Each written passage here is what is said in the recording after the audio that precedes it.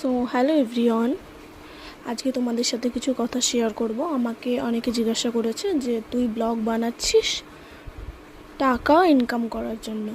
তো আমি তাদের বলছি, ব্লগ বানাচ্ছি মানে এই যে ভয়েস ওভার দিয়ে ভিডিও বানানো, এটা আমার কখনো সাহস হয়নি।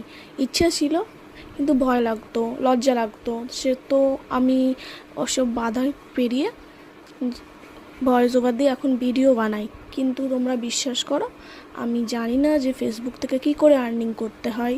আমি ফেসবুকে ব্লগও ঠিক মতো দিতে জানি না, কী করে কী করতে হয় আমি জানি না, আর আর্নিং কীভাবে হয় আমি এটাও জানি না। তো কী আর বলবো তোমাদের, আমি ব্লগ দিচ্ছি বলতে গেলে একটা ভিডিওতে দেখলাম ভালোই এসেছিলো, ভিউজ এসেছিলো। আর আমার সেরকম আসে না, আর আমার কোনো ফলোয়ার্স নেই, আমি কোথা থেকে টাকা পাবো? তো স্নান করে খাওয়া দাওয়া করতে বসে গেছি। আজকে শনিবার, নিরামিষ।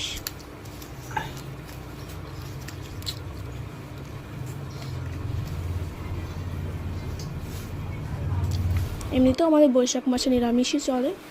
তো তখন আমার শ্বশুরমশাই ফোন করেছিল, বাবার সাথে কথা বলছিলাম ফোনে।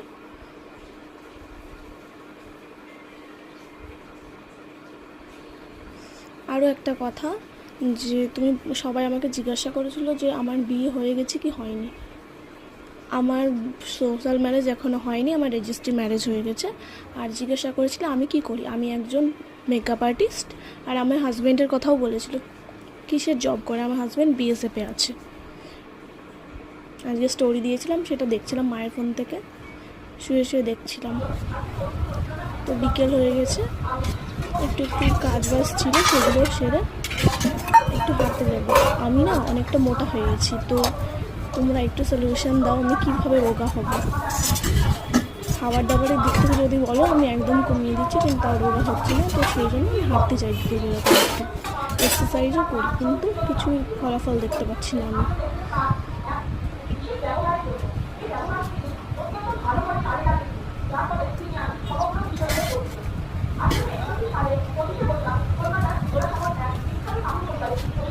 গুছিয়ে গেছে রাখার পরে মুখটা ধুয়ে নেব। মুখটা ধুয়ে একটা ডে ক্রিম ইউজ করে নেব,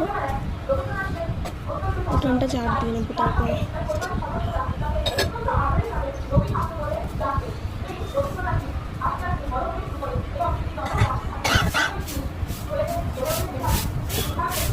হ্যাঁ, আর একটা কোয়েশ্চেন আমাকে কি করেছিল যে আমরা তো ঘোষ আর আমার হাজব্যান্ড তো বিশ্বাস, তো আমাদের পরিবার থেকে মেনে নেবো। দেখো, সহজে সব কিছু মেনে নিতে চায় না।